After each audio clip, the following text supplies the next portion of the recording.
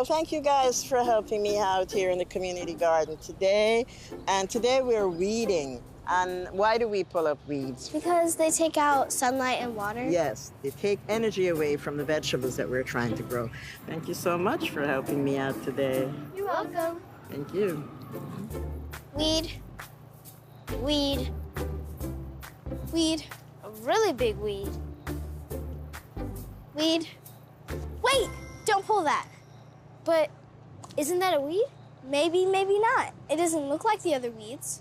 Yeah, well, it doesn't look like a fruit or a vegetable either. It's a weed. I'm pulling it. Isaiah, wait. We owe it to this plant to find out for sure.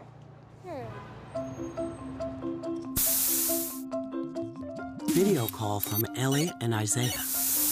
Hi, you two. What's up? You know how we help out at our community garden? What's a community garden? It's a garden where people from our neighborhood plant fruits and flowers and vegetables. We share the land and we work together.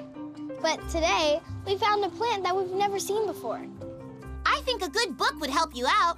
What are my search keywords? No search today, computer. I was just reading a book called Jayden's Impossible Garden by Mélina Mangal. It's so good. What makes it so good? It's about two friends who make a garden in their neighborhood and love plants. So, no book search. Let me search for a reader. No need for that either.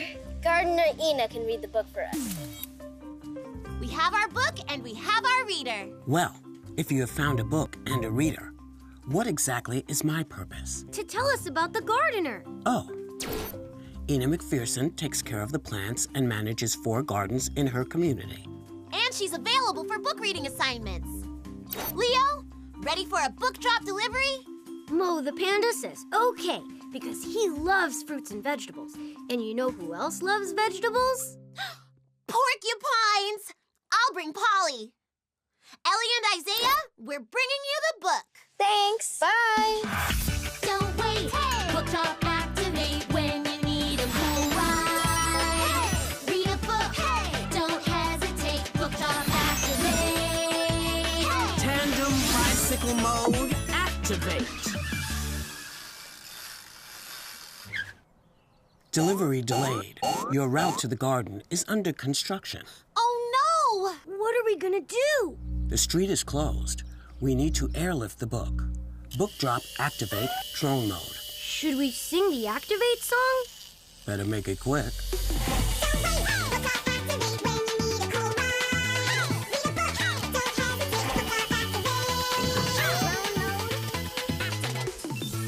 Book delivery complete. We did it! Yay!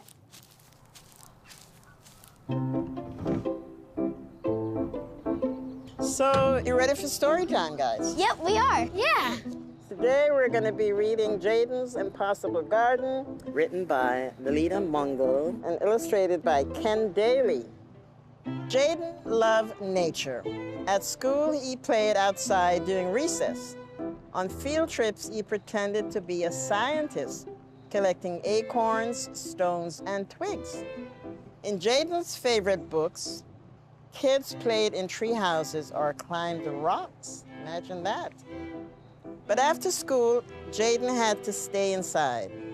There's no nature here in the middle of the city, his mama said. Jayden knew there was. On his way home, he watched squirrels scrounge for snacks. He listened to the calls of cardinals. He felt fat, furry snowflakes as they fell from the sky and landed on his face. A wheelchair van lowered Mr. Curtis onto the sidewalk in front of Jayden's building each afternoon.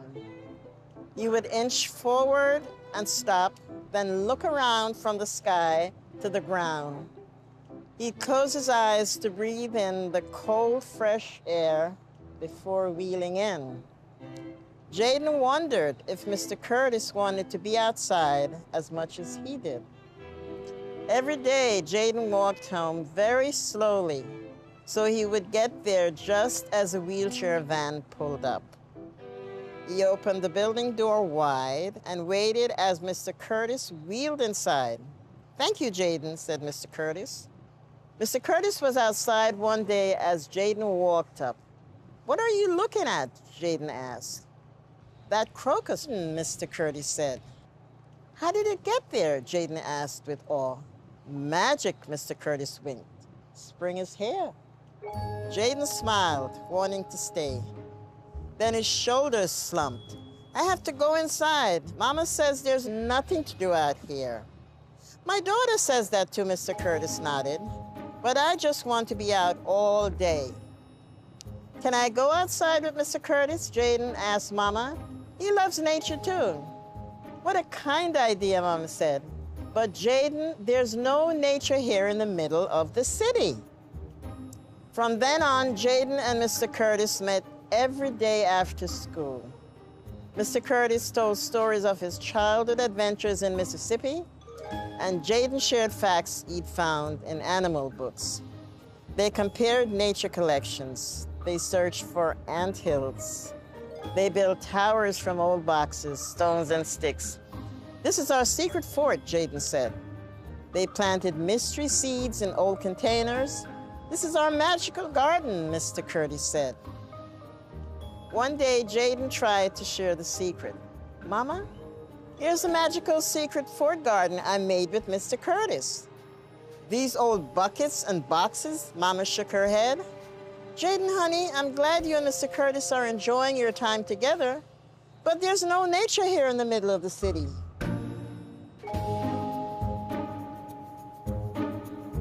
My daughter didn't understand why I wanted her to bring me her empty coffee containers rather than recycling them, Mr. Curtis chuckled.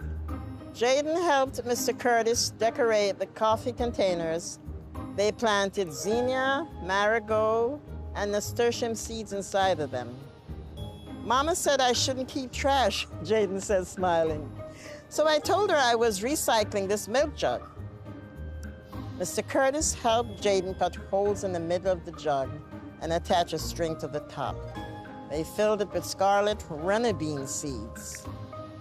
Together, they discovered something new each afternoon that summer. While watering the garden, they plucked a caterpillar and put it in a jar, and it became the guardian of the fort. After watching a spider weave its web, Jayden stretched an old basketball net across the top of his tower and knotted the bottom. It became a tiny hammock. When flowering green vines began inching along the laundry lines, Mr. Curtis twirled the tendrils toward the tower, and they became a royal rope bridge. Jayden was almost ready for the last part of his plan, showing Mama the magical secret fort garden. But would she see this garden the way he and Mr. Curtis did? Was there enough nature to show her? One hot summer evening, the secret got out. Did you see those butterflies? asked Shanice from down the hall. Listen to that cooing, said Mr. Williams from upstairs, pointing to a mourning dove nesting in the royal hammock. Look! Everyone rushed to the rope bridge. Mama hurried down the stairs toward the small crowd. What's wrong, Jayden? Listen, Mama, Jayden whispered, taking her hand. A hummingbird, Jayden said, pointing. Mr. Curtis nodded, neighbors smiled. Everyone soaked in the beauty that surrounded them. It's our magical secret fort garden, Jayden beamed. This time, Mama saw what Jayden saw. The magic of nature was all around them, right there in the middle of the city. The end. Isaiah, let's go be nature detectives and collect as many clues as we can. It's the case of the mystery plant. I have my trusty notebook, so let's start by drawing what we observe. Good idea. Let's go. Have fun, kids. Thanks.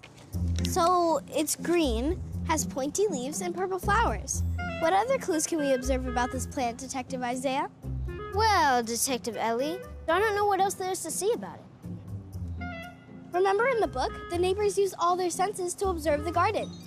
Did you see those butterflies? asked Shanice from down the hall. Listen to that cooing, said Mr. Williams from upstairs. They looked and they listened. Well, plants don't make sound. So use another sense. Like what? Maybe your nose knows. My nose? Maybe the plant has a smell. Great idea. Whoa. That's so weird. What's weird? It smells just like the peppermint candies in Mom's office.